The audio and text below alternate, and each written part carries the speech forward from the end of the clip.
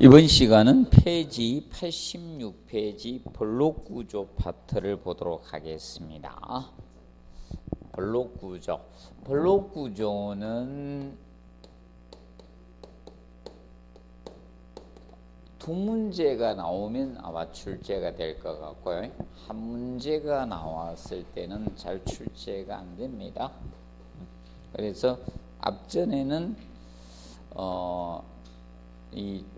이 벽돌하고 블록에서 한 문제를 출제하면서 조적조 전반적으로 냈습니다. 그때 지문 한 줄밖에 안 나는데 답은 안 됐습니다. 벽돌 구조에게 그때는 양보를 보통 해줍니다. 해보시면 되고, 그러면 블록은 여러분들이 뭐 주변에 보시면 옛날 아직도 뭐 있죠. 달동네 이런 데 가보면 블록 구조로 지어진 집들이 꽤 많이 있습니다. 그래서 사실 공동주택하고는 별로 연관성이 없지만 시험은 출제는 됩니다. 자, 그러면 먼저 블록 구조를 보시면 2번에 블록 구조의 종류 나오죠.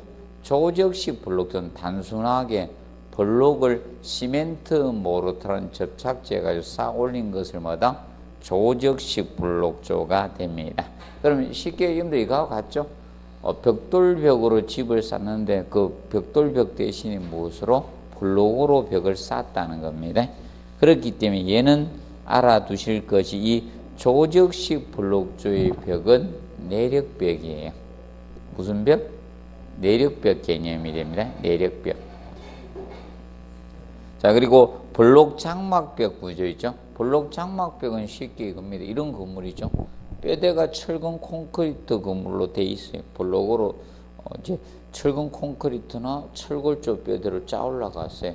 그래서 이런 벽을 쌓을 때 이걸 이제 장막벽 이렇게. 그럼 블록으로 쌓은 블록 장막벽, 벽돌로 쌓으면 벽돌 장막벽이 되는 거예요. 그러면 골조가 있는 건물에 조적벽을 쌓는 것을 무슨 벽? 장막벽이라고 칭합니다. 장막벽. 그래서 이 장막벽은 내력벽이다, 비내력벽이다? 비내력벽이에요. 장막벽은 항상 딱 뜨면 이걸 기억하십시오. 비내력벽이라는 거. 하중을 분담하지 않습니다. 그래서 여러분들 아파트로 치면 저기 장막벽이에요. 옛날 라멘 구조 있죠? 라멘 구조의 뼈대로 올라간 아파트, 골조 구조로 올라간 아파트의 조적벽이 바로 장막벽이에요. 그런데 현대 최근의 아파트는 뭐가 많습니까? 벽식 철근 콘크리트 구조 아파트가 많다겠죠? 그 구조는 철근 콘크리트 내진벽, 내력벽으로 설계됐다겠죠? 그렇기 때문에 걔는 함부로 철거 해체할 수가 없습니다. 그런데 장막벽 등 이거는 철거 해체할 수 있습니다. 기억하시고, 그 다음에 보강블록조는, 보강블록조는 블록에다가 철근이나 콘크리트를 보강해 준 거죠. 그래서 87페이지 제일 우측 있죠. 거기 보면 선이 하나씩 이렇게 위로 삐쭉삐쭉 솟아 올라와 있죠. 상부에. 맞죠?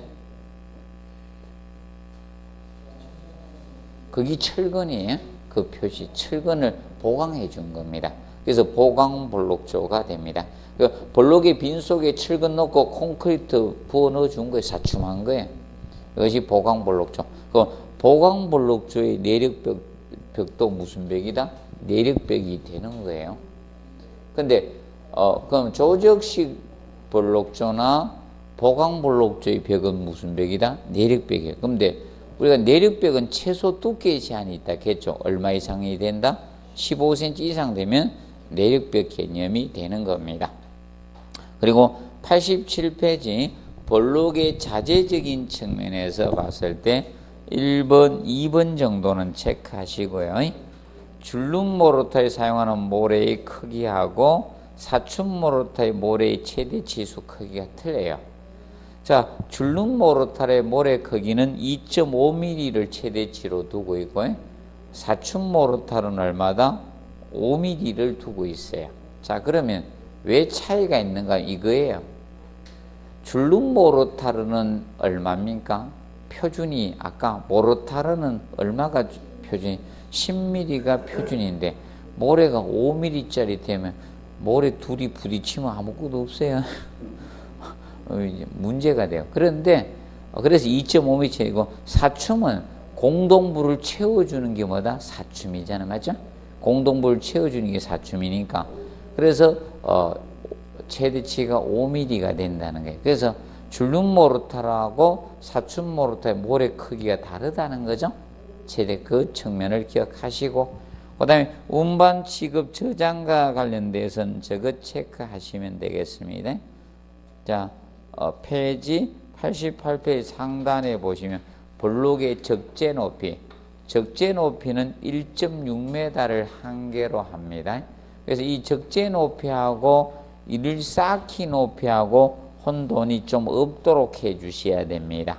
자, 그러면 89페이지 우측에 쌓기 2번에서 자, 5번을 보십시오. 5번.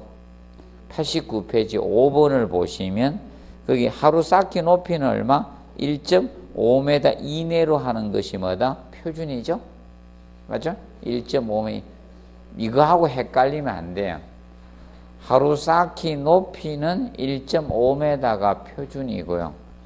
적재하는 거하고 쌓는 건 틀리잖아요. 맞죠? 모르타르를 이용해서 쌓는 것은 쌓는 높이고, 맞죠? 쌓기 높이고. 그런데 블록은 그냥 블록만 갖다가 뭐다? 적재해 놓은 거죠? 쌓아 놓은 것은 적재 높이고요. 그래서 적재 높이하고 쌓기 높이가 다르다는 점 헷갈리지 않도록 좀 주의하십시오. 그래서 시험은 계속 뭐가 언급이 되는가 하면 5번 하루 쌓기 높이 있죠? 예. 그 89페이지 있죠? 쌓기에서 2번 쌓기에서 5번이죠. 얘는 계속 하세요.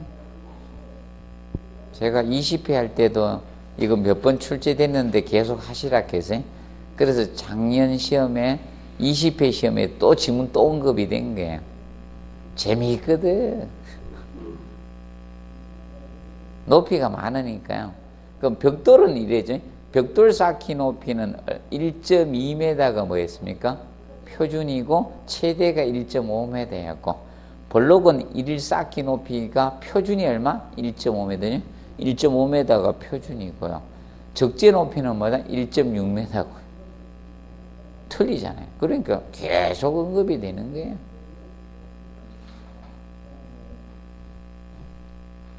그리고 1.8m 기준은 아까 계구부 너비가 얼마? 1.8m 촉할 때 넘을 때 있죠.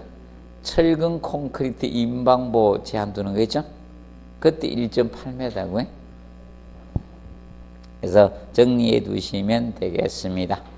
자, 그리고 페이지 88페이지 블록 쌓기에서 5번에서 준비해서 보시면 1번에 줄기초, 연결부, 바닥판, 기탄 블록 쌓는 밑바탕은 정리, 청소하고 물추김을 해야 돼요. 얘는 물추김을 합니다. 얘는 철근 콘크리트니까 바탕이. 맞죠? 블록이 아니잖아요. 맞죠?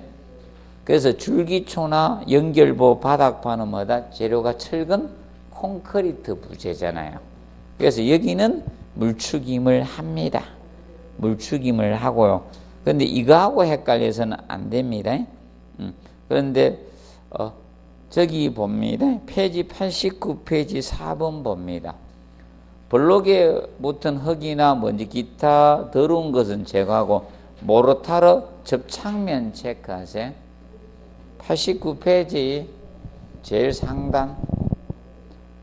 자, 제일 상단에 보면 얘는 모르타르 무슨 면만?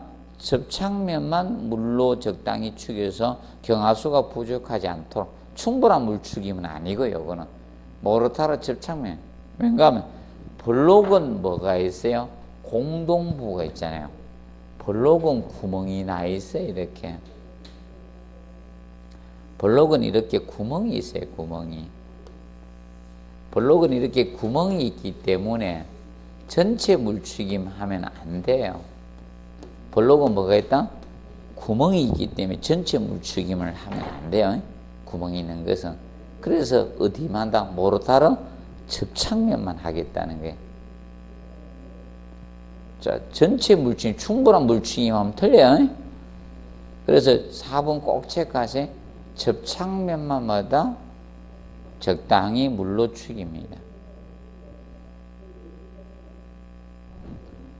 그래서 이제 그거하고 혼돈하지 않아야 될 것이 잠깐 넘겨봅니다. 페이지 92페이지 봅니다. 자, 92페이지, 91페이지부터가 보강볼록 공사거든. 그 타이틀 8번 보강볼록 공사 나오죠? 맞죠? 91페이지.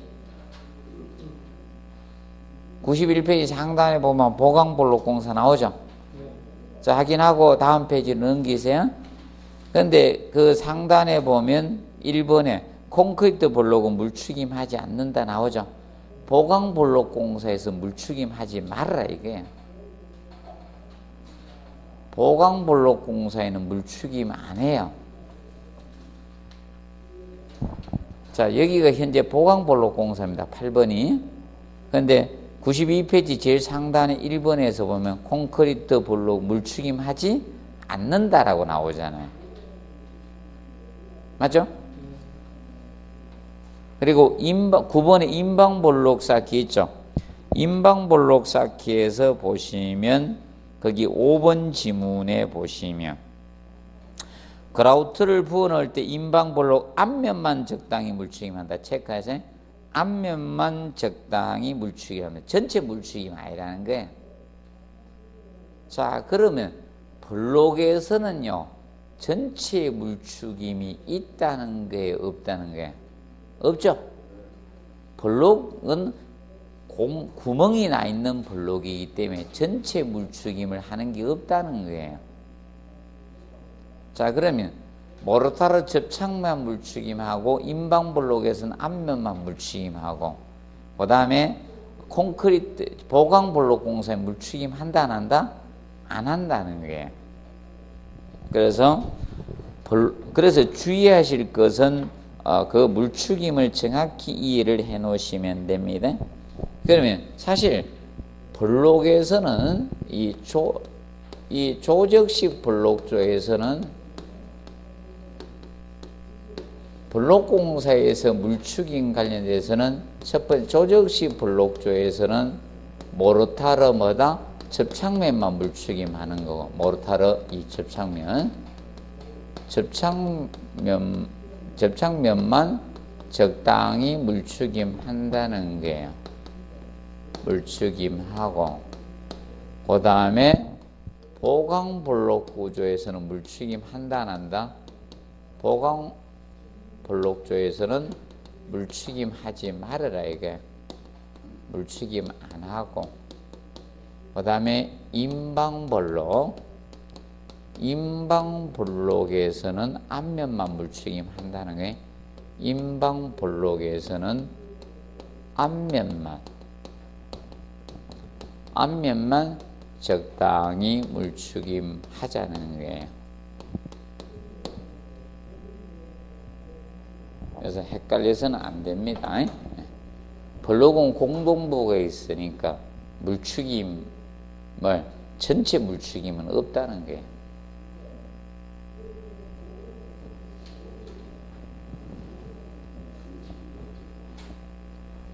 자, 벽돌은 물추김을 엄청 냈거든요. 볼록은 아직 안 냈어요. 한 번도.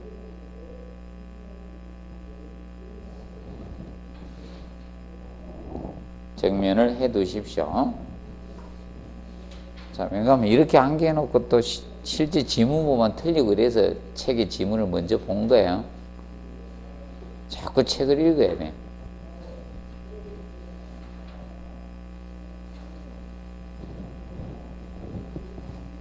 기억을 해 놓으시고, 그래서 이 물추김에 대해서 헷갈리지 않도록 하시고, 근데 아까 있죠? 준비에서는 줄기초나 연결부 바닥판은 철근 콘크리트니까 물추김 하는 거예요.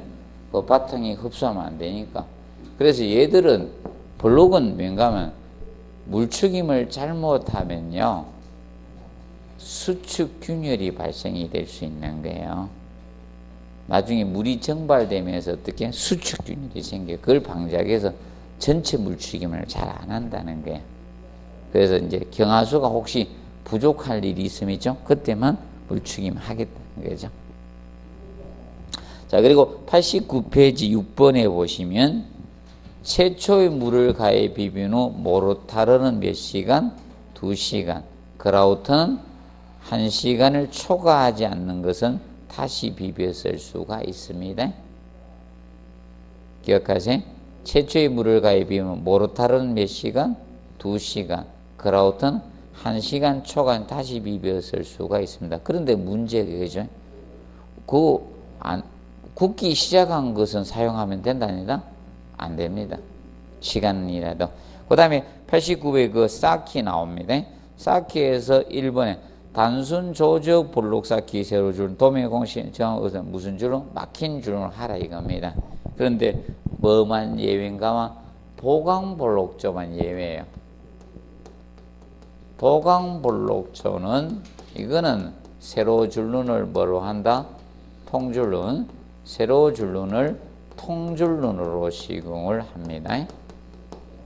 보강볼록조는 통줄눈으로 시공을 하는 것이 좋습니다. 자, 그리고 3번 살두께가 큰 편을 어떻게 위로 가게 해서 쌓는다. 살두께가 큰 편이 위로 가야지. 자, 블록은 제작할 때 구멍 크기 약간 달라야 돼요. 동일한 크기가 되면요 제작하면서 다 파손돼요. 그래서 위에가 구멍이 작은 게 올라가도록 해주라. 위에가. 그래서 살두께가 큰 편이 위로 가야지 나중에 어떻게 됩니까? 철근을 넣고 이 채울 때 사춤을 할 때 여기 모르타르를 얹을 수가 있잖아요. 큰 편이 어디 있게 간다? 위로. 큰 편이 위로를 꼭 체크하면 돼. 위로 가야 된다. 위로.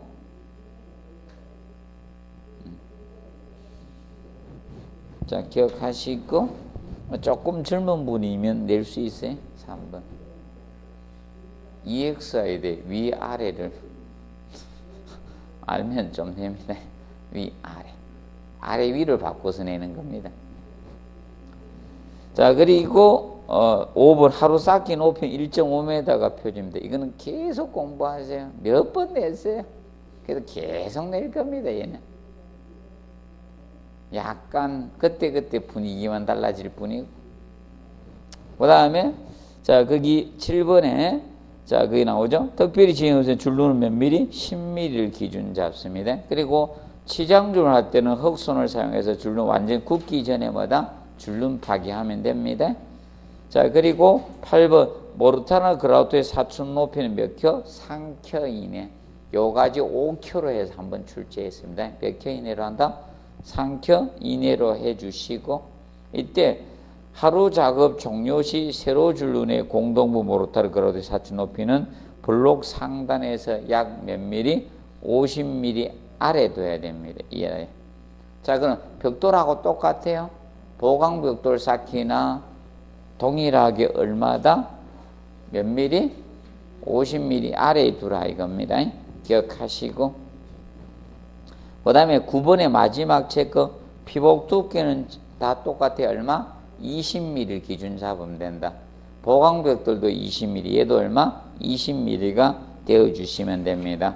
자, 그리고 넘겨서 보시면 자, 병량 개념 정도만 좀 봐둡시다. 병량. 자, 병량은 아직 시험은 한 번도 나오지는 않았습니다. 병량은 자, 내력벽 길이의 총 합계를 내력벽 길이의 총 합계를 갖다가 건물에 뭘로 나눴다? 바닥 면적으로 나눈 거예요. 바닥 면적으로 나눈 것이 병량이에요. 그럼 병량이 많아진다는 것은 뭐가 준다? 계구부가 준다는 거고요. 병량이 적다는 건 계구부가 많아진다는 거예요. 그래서 조적식 구조는 벽이 힘을 다 전달해야 되죠. 그렇기 때문에 병량이 많을수록 튼튼해지는 거예요. 그래서 간단히 그겁니다. 나는 벽돌집에서 살고 싶으면요, 창문이 너무 많은 주택을 선택하시면 안 된다는 거예요. 약해질 가능성이 높다. 우리도 많이 뚫으면 약하죠. 많이 뚫었다는 것은 많이 문제가 있으니까 많이 뚫었죠.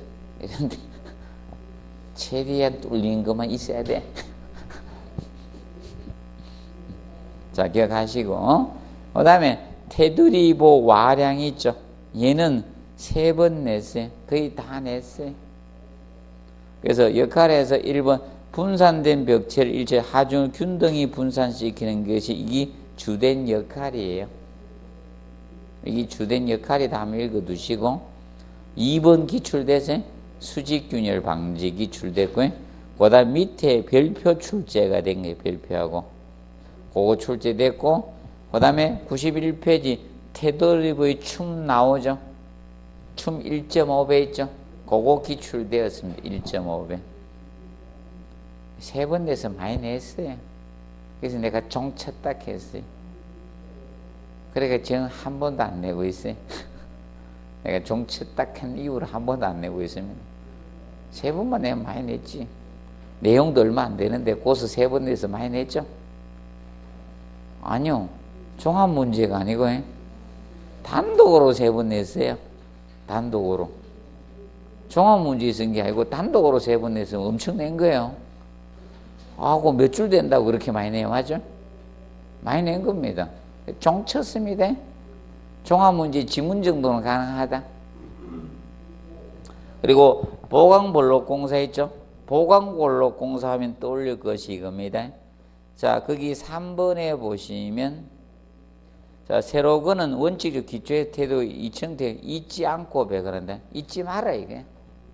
잊지 말고 배건해 주시고, 그 다음에 정착기는 무조건 철근 직경이 몇 배로 간다? 40배 이상이다.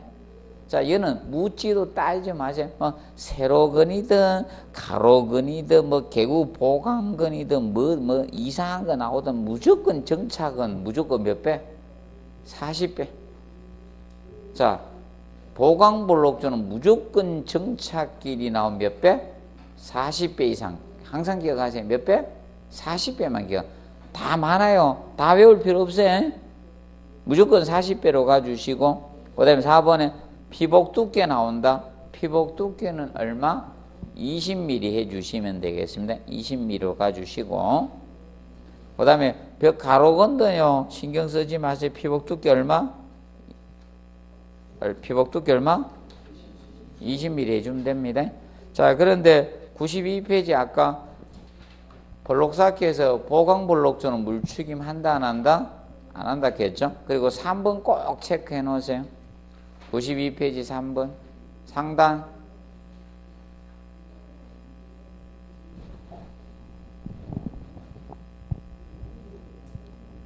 자, 보강블록조에서 라멘 구조하고 접하는 구조는 항상 뭐부터 공사한다? 보강블록조를 먼저 쌓고 라멘 구조로 가야 된다. 항상 기억하세요. 뭐부터 먼저? 보강? 3번. 다른데 가지 말고요. 보강블록조를 먼저 하고 뭐 한다? 라멘 구조 나중에 해야 돼. 보강블록조의 철근을 라멘 구조에 정착시켜줘야 되잖아요. 그러면 보강블록조를 먼저 공사하면서 사춤 다 해놓고 그 철근을 라멘 구조에다 만들어 놓고 라멘 구조 콘크리트 탓을 하면 고정이 되겠죠. 그렇게 공사해야 돼요. 그러면 라멘 구조 공사가 먼저 되고 보강블록조 나중에 공사하면요, 라멘 구조 거의 막 뚫어가지고 철근 넣고 또 그라우팅 해야 돼요. 힘들어서 공사 못해.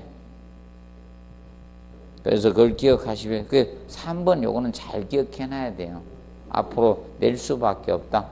그 다음에 인방블록 쌓기 있죠. 얘는 종합문제 지문만 땄어요.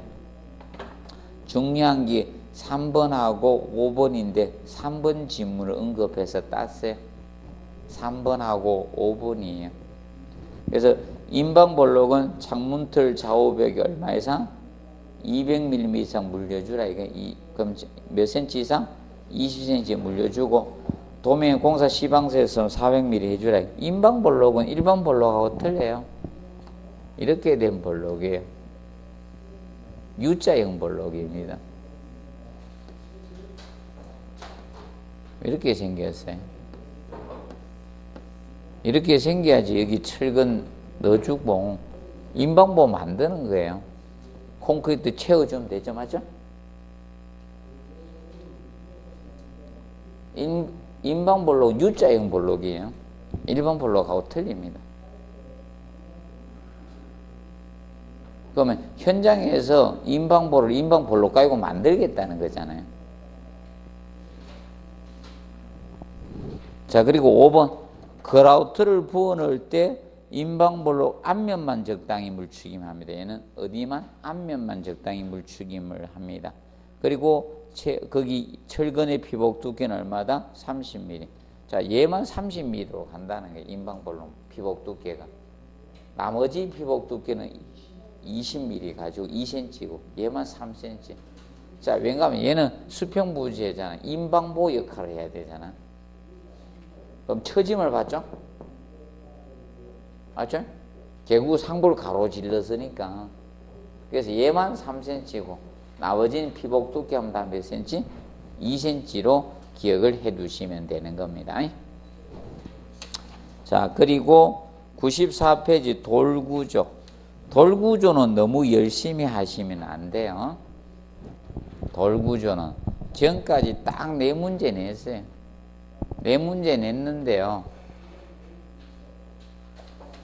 옛날에 초창기 때 한 번 냈고요. 강도 순서 냈고요. 10회 때 2문제 냈고요. 그리고 10몇 회 때 그때 한 번 내고 지금 안 냈는데. 자, 그러면 여기에서 이 돌구조는 공부할 것이 98페이지 대리석만 공부하자겠죠? 대리석. 대리석 마블만 공부하는 거예요. 다 열심히 공부하지 말고 5페이지입니다. 페이지를 잘못 봤다. 95페이지. 왜 그게 팔자로 보이고 그러지? 95페이지. 자, 대리석만 공부하자.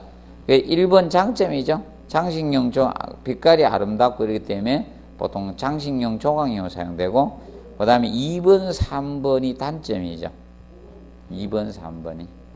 그래서 산화열이 약합니다. 산화나 하열이 약합니다.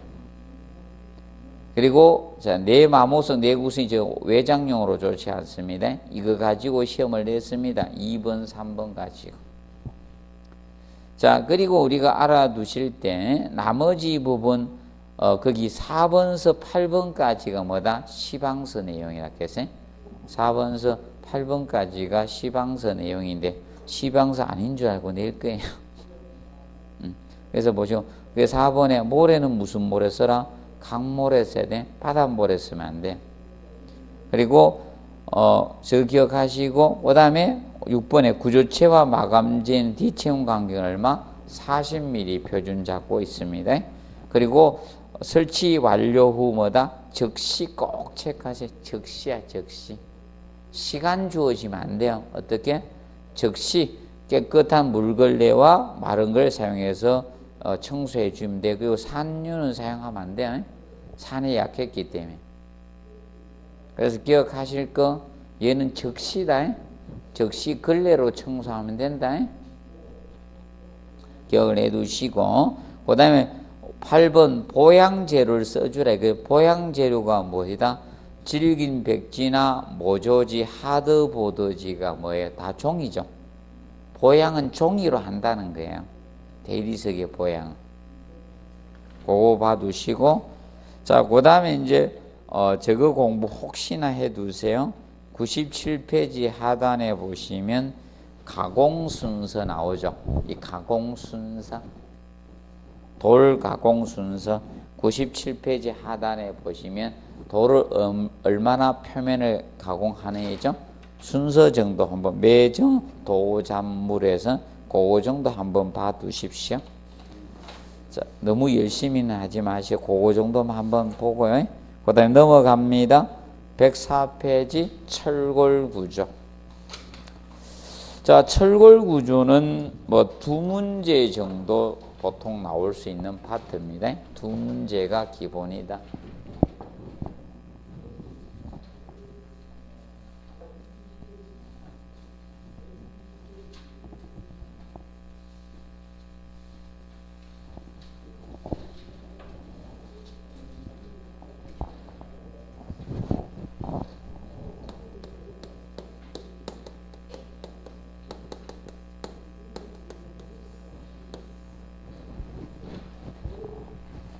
얘는 두 문제가 기본입니다. 두 문제. 간혹가다 한 문제 나올 수는 있다. 두 문제 기본 베이스입니다. 두 문제. 두 문제가 기본 베이스입니다. 자, 그러면 철골 구조는 스틸이 뭐다? 뼈대가 되는 구조가 무슨 구조? 철골 구조가 됩니다.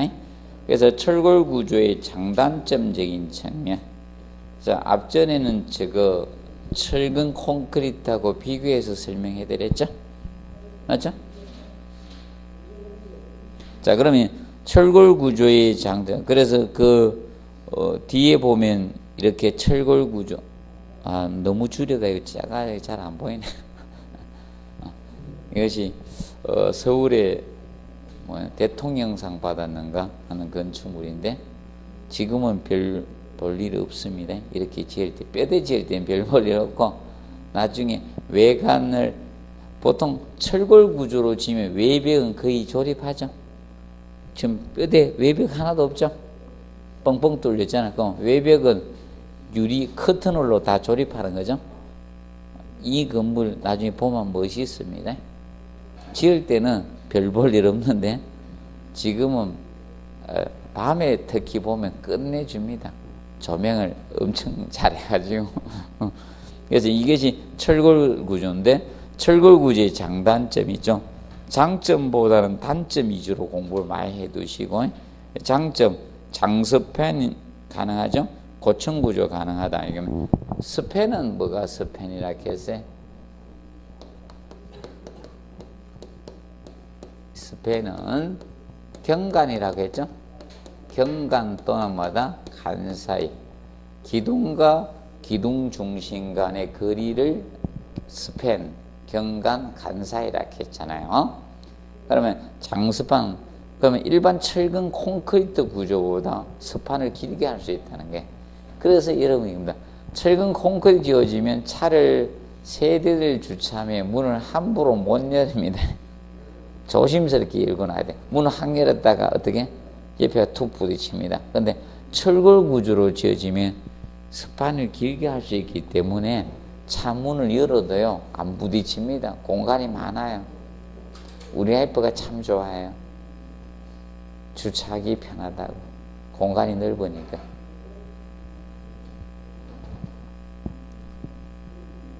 보통 남성하고 여성분이 저기 할 때 있죠. 여성분들이 주차가 조금 힘들한다 하죠.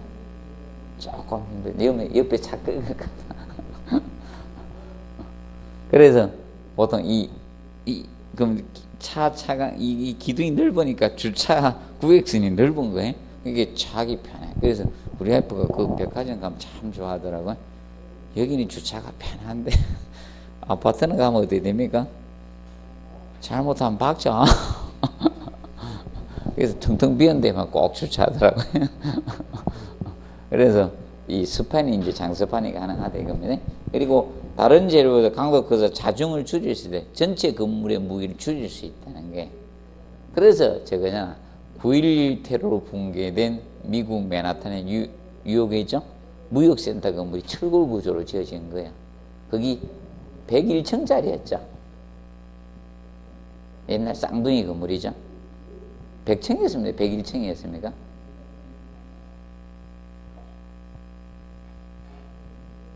하여튼 100층은 넘었는데 나도 기억이 잘 없네. 붕괴되고 나서부터는 기억을 안 하네. 그전에는 알고 있었는데. 자, 보시면 그래서 이제 자중을 줄일 수 있다는 거예요. 그리고 해체가 용이하고 재사용 가능하죠. 그리고 재료의 균질성이 있고요. 소성 능력이 있거든. 소성이라는 것은 그 우측 해놨죠. 105페이지 보면 2번에 소성 해놨죠. 탄성, 소성 해놨어요. 자, 그럼 탄성이라는 것은 순간적으로 외력이나 하중을 가해도 제거하면 원상 회복할 수 있는 능력이 뭐다? 순간 회복하는 것은 탄성이에요. 그럼 여러분들도 이거죠?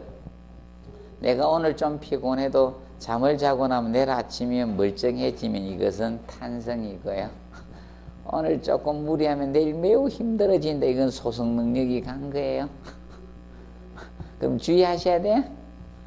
내가 어제 술을 드셨는데 아침에 깨면 멀쩡해지면 탄성이고, 아침이 되는데도 와 죽겠다, 어제의 술독이 오늘 하루를 갖다가 점령을 하고 있다면 소송능력 한 거야. 그래서 이번에 소송했죠. 재료장애는 외력이 어느 한도에 도달하면 외력의 증거 없이도 뭐다 변형만이 계속 증대되는 현상이에요. 맞죠? 술을 어제보다 옛날보다 더 많이 먹은 건 아닌데 피곤하죠? 맞죠? 술독이 오래 간다. 이게 소송 능력이라는 거예요. 변형이 증가되고 있다는 겁니다. 그럼 술 끊어야 돼. 맞죠? 자, 거기서 그 소송 능력이 좋다는 거예요. 그러면 이거죠. 철골 구조는 늘어나니까, 맞죠? 늘어나니까 거기 잘 견딘다는 거예요. 근데 철근 콘크리트는 어떻게 됩니까? 콘크리트가 늘어나요, 안 늘어나요? 균열가면 끝나죠. 맞죠? 근데 철은 어떻게 늘어나잖아요? 그게 소송 능력이 좋은 거예요. 자, 그 점 알아두시고, 그 다음에 이제 자, 6번 체크하시고, 공사기간이 짧다는 거죠. 공기를 단축할 수 있다는 거. 근데 단점, 내화성과 내구성이 떨어져요. 그래서, 자, 보통 900도씨 이상이 되면요. 900도씨 이상 되면 강도가 제로가 되는 거예요. 강도 제로 상태가 돼요. 그래서 뭐가 필요하더라? 내화 피복이 필요한 거예요. 내화 피복이 필요합니다. 필요합니다. 자, 그리고 녹슬기 쉽죠? 철은 녹슬기 쉬우니까 내구성이 떨어지는 거죠. 원래 품질 그대로 변형 범질 없이 예를 들어서 갈라지거나 녹슬거나 균열 없이 오랫동안 견딜 수 있는 성질이 무슨 성? 내구성인데 내구성이 떨어진다는 거죠. 그래서 뭘 해줘야 됩니까? 농막이치를 해줘야 돼. 내구성이 떨어지니까 농막이칠이 필요한 거죠. 농막이칠을. 그래서 철교들은 주기적으로 농막이칠을 해주고 있죠. 맞죠? 자, 서울의 한강철교가 철교 아닙니까? 주기적으로 색깔이 달라져요. 농막이칠을 해주고 있는 거예요. 기억하시고, 그 다음에 부재 크기에 비해서 고가고요. 그 다음에 돈은 잘 안 내요. 그래서 한번 접합점에서 일치하가 어렵습니다. 접합점에서. 자, 이거죠. 일체식 구조는 뭐가 일체식 구조? 자, 지금 접합부가 일체화되는 것은 일체식 구조입니다. 접합부가 일체화가 되는 것은 일체식 구조예요. 일체식 구조. 이 강접합법들이 바로 됩니다. 접합부 일체화는 강접합되어 있다는 것은 일체식 구조가 됩니다. 철근 콘크리트 구조나 뭐다? 철근 콘크리트 구조. 기억해 두시고, 그 다음에 4번에 부재가 3장, 가늘세자, 긴장자, 가늘고 길기 때문에 뭐가 생겼다? 자굴의 이 고려가 필요할 수. 자, 이거죠. 힘이 장돼 휘어버리죠. 힘이다. 자굴에 대한 고려를 해줘야 되는 거예요. 자, 그리고 보와 같은 힘재의 단면이 적으로 강성이 작아지기 쉽습니다. 그리고 일반적 강재가 녹슬기 쉽고요. 자, 그 다음 밑에 박스 보시면, 자, 도장 작업 시 기후 조건에 대해서 다뤄놨습니다. 일반적인 도장 작업은 대기온도 몇 도씨 이상? 5도씨 이상에서 작업을 하고요. 그 다음에 상대습도 85% 이하에서 조건에서 작업하라. 결과적으로 대기온도가 5도씨 미만에서는 작업을 하라 하지 말아라. 작업하지 말아요. 5도씨 미만은 자, 도장 작업하지 마라 이거예요. 도장 작업하지 말라는 겁니다. 그 85% 이하에서 하락했으면 85% 뭐다? 초가시. 습도가 85% 초가시 작업하지 말아라 이게. 도장 작업하지 말아라 이 뜻입니다. 다습할 때. 그리고 온도가 너무 높은 경우에 작업하지 말아라. 그래서 거기 보면 몇 도씨 이상? 43도씨 이상일 때 작업하지 말아라. 근데 거기 가사 시간이 짧아짐으로 나오죠. 가사 시간은 자, 작업 가능한 시간을 가사 시간에 보면 돼. 작업 가능한 시간. 자, 그럼 자, 이 도료가 경화 하나 있죠? 결화 생기지 않고 굳어지면 안 되잖아요. 도료가 맞죠? 경화되지 않고 작업 가능한 시간을 보통 가사 시간이라 해요. 가사 시간. 그 다음에 한번 소지 표면 온도가 이설점 온도보다 3도씨 이상 높아야 된다 이게요. 그럼 만약에 이설점 온도가 뭐다? 노점 온도잖아. 노점 온도. 맞죠? 이설점 온도를 줄이면 무슨 온도? 노점 온도. 공기 노점 온도. 3도씨 이상 높아야 된다 이게. 자, 만약에 이설점 온도에 가까워지면 뭐가 생길 수 있다? 결로가 물방울이 생길 수 있잖아요. 맞죠? 그래서 최소한 3도씨 이상 높게 유지하라 이게. 자, 그러면 습도에 따라서 이설점 온도가 달라져요. 그럼 예를 들어서 안개가 끼면서 각종의 습도가 높아져 버리면 어떻게 됩니까? 물방울이 생길 수 있다는 거예요. 그래서 하지 말라는 거고. 그 다음에 4번에 옥외에서 시공할 강풍이나 비, 눈, 이슬이 내리는 환경 작업할 중지해 주시고, 당연한 거죠. 도장 작업 시 주위에서 용접 등 불꽃을 유발 작업은 금지되어 있습니다. 근데 우리나라 이게 잘 안 지켜져서 문제죠. 주변 생각은 안 하고 용접해. 그런 경우가 많아. 그러면 감독관이 지시해서 치워야 되죠. 맞죠? 작업자든 자기 작업하고 가야 되니까, 맞죠? 누가 명령 내려야 돼요? 아니, 용접하는 사람이 저 다 치우고 또 용접 안 하려고 할 겁니까? 자기네들 일당 많이 받은 것도 아니고, 맞죠? 그거에 대한 일당만 받고 오는데, 예를 들어서 저기 단열재 있고 막 이랬는데, 단열재 치우고 또 작업하려고, 그렇죠? 그럼 거기 감독이 해야 되겠죠? 현장 감독이 치우라고 해야 돼. 지시 내려야지, 맞죠? 치우고 용접을 할 수 있도록 작업 진행을 도와야 될 거 아닙니까? 옆에다가 막 단열재 열심히 쌓아놓고 그다 용접해버리니까 불꽃 튀기가 불나고 그러는 거 아닙니까? 현장 감독 문제예요. 감독 소홀이죠? 아니, 현장 감독 처리한 사람들이 잘해야지 안전한 거죠. 점검을 딱 해야 돼요. 자기가 할 일이 그거거든.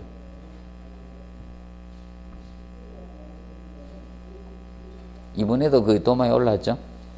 화재 난 거죠? 화재 난 거 컨트롤 타워 문제죠. 주 지시를 내릴 사람이 없는 거예요. 전체를 통괄하죠. 전체를 파악하고 딱딱 지시 내릴 사람 딱딱 필요하죠. 모든 게 그게 필요한 거 아닙니까? 맞죠? 회사도 그렇고. 자, 보시면 됐고, 그 다음에 넘겨보시면 페이지 106페이지 보시면 106페이지. 자, 건축 구조형 강제의 종류가 나오는데 여기에서 저 강간 체크하시고 3번의 강간. 자, 자, 이게 파이프형 구조를 강간이죠. 파이프형. 강간입니다. 강간은 이렇게 생긴 거예요. 이렇게 생긴 거. 그래서 강간 구조가 가장 많이 사용된 KTX 역사들입니다. 대합실. 자, 그러면 서울역, 용산역, 강명 역사, 그리고 동대구 역사, 부산 역사, 이런 큰 대합실 공간, 그 이겁니다. 대전역은 예외입니다. 일단 역사 먼저 이야기되겠습니다. 역사. 김포광 새로 짓는데 안 가봤는데 옛날은 아니었었어요. 새로 지은 데는 새로 지은 공사를 했거든. 바뀔 수도 있겠다. 영종도 공항은 이걸로 했습니다. 영종도 공항은. 그런데 김포공항은 옛날에 아니었었어요. 예. 그래서 김포공항은 새로 지금 공사를 하던데 내가 들어가 보진 않았습니다. 비행기를 안 타가지고. 왜 그런가 하면 옛날에 비행기 탈 때는요, 한번 탔는데 안 가, 비행기가 들어오지를 않아요. 날씨 춥다고. 비행기 날개 녹이가 들어야 된다고. 1시간 늦게 들어오더라고. 타고 나니까 날개 녹인다고 1시간 늦게 들어왔는데 뻥이었어. 들어오자 또 녹이고 앉았어. 또 녹이고 가야 되는데, 그래가지고 2시간을 넘어서 출발하더라고. 그래가지고 내가 새벽 제일 첫 비행기 타고 저 부산 내려가려고 하는데, 그래 또 그거 가니까 또 시간대가 그때 되면 출근 시간대도 걸리면 어떻게 됩니까? 온도로 다 막히죠? 택시 타도 막히는 거 아닙니까? 그래 내가 20분 늦었잖아요. 열받아요. 그 다음부터 비행기 안 탑니다.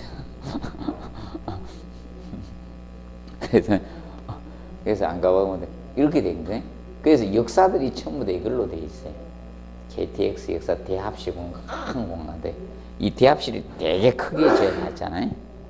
그러면 이 부분에 이걸로 지은 겁니다. 그래서 1번 폐쇄형 단면이 폐쇄됐잖아. 단면이 폐쇄형으로서 강부의 방향성 없는 것은 어디에서 힘이 작용되나 똑같다는 거예요. 어느 쪽에서는 힘이 작용되든, 맞죠? 똑같다는 겁니다. 방향성이 있다 없다? 없다. 없다가 중요한 거예요. 좀 생각이 읽어야 돼요. 그냥 막 읽으면 안 되고. 어디가 포인트다? 없다가 포인트입니다. 자, 그리고 그래서 1번에서 5번까지가 장점이에요. 1번에서 5번까지가 장점. 1번에서 5번까지가 장점. 그러면 자, 그래서 6, 7, 8번이 단점입니다. 그리고 국부자하고나 가로자하고 유리하다는 것은 H 형광이죠. 형광보다 잘 견딘다는 거예요. 형광보다 잘 견디고, 그 다음에 흰 강성이 비틀린 강성이 커요. 그래서 쉽게 이렇게, 그래서 여러분들이 차력사들이 철근을 휘는 차력사들은 있어요. 철근은 가늘고 길게 뽑기 때문에 힐 수 있어요. 근데 차력하는데 내가 옆에서 농담 한번 해봤거든요. 눈초리가 틀려지던데. 파이프 한번 해보시죠. 내가 파이프 하면 인정해 줄게 이랬지만 파이프 하면 죽어요. 힘주다가 뚫려서 죽어졌다. 그래서 철근은 힐 수밖에 없어요.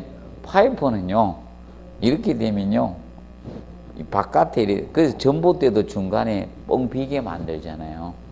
더 강해지거든. 꽉 찬 거거든. 단면 2차 모멘트가 엄청 커지거든요. 흰 강성 굉장히 유리합니다. 자, 그리고 살두께가 적어집니다. 왜냐하면 적은 단면을 많이 받을 수 있기 때문에 H 형광보다 두께가 얇아져요. 얇아지니까 전체 무게를 줄일 수 있죠. 경량화시킬 수 있다는 거예요. 전체 무게를. 자, 그리고 외관이 경쾌하고 좀 미려하다. 자, 그리고 이제 단점이 접합위험이 복잡습니다. 용접으로 처리하다 보니까. 그럼 특히 이겁니다. 자, 이거죠. 원형이 되다 보니까요. 6번에 절단 가공도 어려운 거예요. 자, 이렇게 접합하는데 이렇게 된다라고 보는 게 아니죠. 파이프니까 둥글잖아. 둥그니까 여기 직각으로 자르면 안 되죠.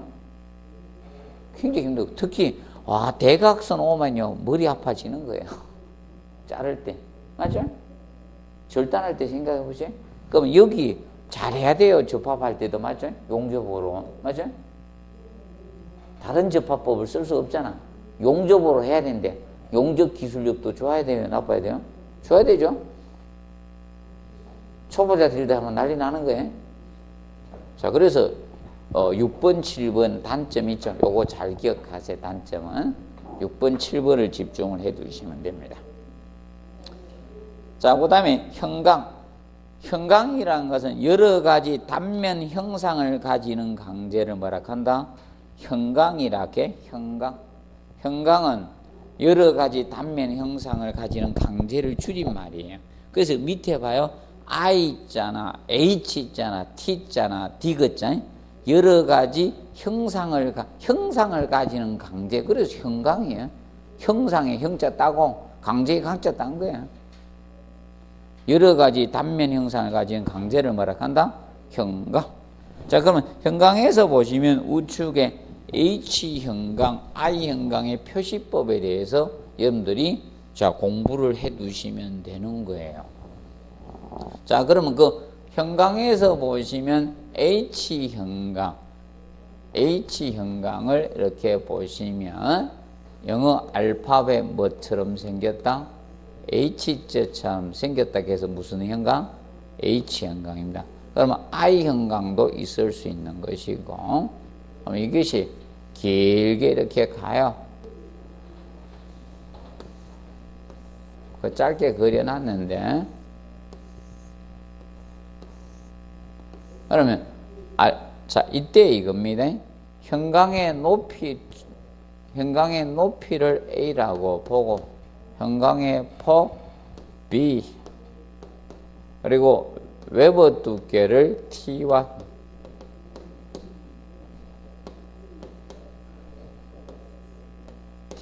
그리고 프렌지 두께를 뭐다? T2라고 한 거죠. T2. 자, 그래서 항상 뭐부터 표시해야 되는가? 형광의 뭐부터? 명칭을 먼저 쓰는 거야. 제일 먼저. I면 I자 쓰고 형광의 명칭을 제일 먼저 씁니다. H형광이 되게 H형광이고, 다시 형광의 뭐다? 높이를 먼저 나타내는 춤을. 형광의 높이 먼저 나타내고, 그 다음에 형광의 뭐다? B를 나타내요. 수직, 수평 높이. 수직 높이, 수평 높이. 이렇게 하면 항상 수직이 먼저다. 그 다음에 수평. 그리고 수직 부재 두께가 먼저 가고 수평 부재 두께가 마지막에 가요. 수직 높이, 수평 폭. 맞죠? 수직 부재 두께, 수평 부재 두께 이렇게 갑니다. 그래서 마지막에 나타낸 것이 무슨 두께다? 프렌지 두께다. 그리고 이것이 웨버 두께가 이렇게 나타냈네. 웨버 두께 먼저, 프렌지 두께 나중에. 그래서 혹시나 앞으로 써놓고 프렌지 두께가 얼마입니까? 웨버 두께가 얼마입니까? 이렇게 물을 수 있는 거예요. 그리고 107페이지 강제의 재질 표시해 놨죠. 이거는 SS가 14회 때 한번 물었었어요. 일반 구조형 아변 강제 SS 찾는 걸 냈어요. 스틸 스트럭처. 원래 스트럭처가 구조예요. 구조. 영어로 스트럭처가 구조입니다. 그래서 일반 구조형 아변 강제를 SS. SM이 뭐다? 스틸 머리. 머리는 원래 선박이에요. 선박인데 선박은 용접에 의해서 만들어지잖아요. 그래서 SM이라고 부른 거예요. SN은 뭐다? 건축은 U 스트럭처 N자를 딴 겁니다. 그리고 거기 6번 한번 읽어주세요. 그리고 이제 거기 보면 강제 SM490A 해가 해놨죠. 자, 강제 SM490A 해놨는데, 자, SM이라는 것은 자 강정이죠. 용접 구조형 아변 강제고, 만약 SS를 쓰면 뭐다? 일반 구조형 아변 강제를 SS라고 하고, 490이 나타내는 것이 무엇이다? 계속 하세요. 철근은 앞전에 냈잖아요. 제 철근 표시법하고 이 강제 표시법 두 가지를 비교해 드렸었거든. 자, 이거는 최저 인장 강도예요. 최저 인장 강도가 490 뉴턴 퍼 제곱미리다 이거예요. 그러면 이거의 항복 강도는 별도로 표시해야 돼. 항복 강도는 325 뉴턴 퍼 제곱미리입니다. 490짜리. 그리고 A, B 있죠? A는 이 알파벳은 강제의 품질을 나타내는 것으로서 이 사료피 흡수 에너지 등급으로 나타납니다. 사료피 흡수 에너지 등급이에요. 에너지 등급으로 표현합니다. 간단히 알아두시고요. 그 다음에 이제 그 고강도 강제와 일반 강도 강제를 비교해 놔서 고강도 강제. 자, 그러면 강제가 강도가 커지는 것은 탄소 함유량이 많으면 강도는 커져요. 탄소 함유량이 증가되면 강도는 커집니다. 그런데 항복 강도나 인장 강도 이런 건 커지는데 용접성이 떨어져요. 그래서 4번 체크하세요. 용접성은 떨어져요. 용접성은. 그리고 2번에 보면 탄성계수는 제발 유사하다는 거 알아두세요. 같은 재료니까. 탄성계수, 염계수는 유사합니다. 탄성계수가 커지는 게 아니에요. 그거 보시고, 그 다음에 2번 강제 탄성계수 있죠? 여기 12월 29일 날 바뀌어가지고 수정 들어가야 됩니다. 자, 20만 5천 돼 있죠? 맞죠? 20만 5천 돼 있죠? 21만으로 바꾸세요. 여기 바뀌었어요. 수정 12월 29일 날 바뀌어가지고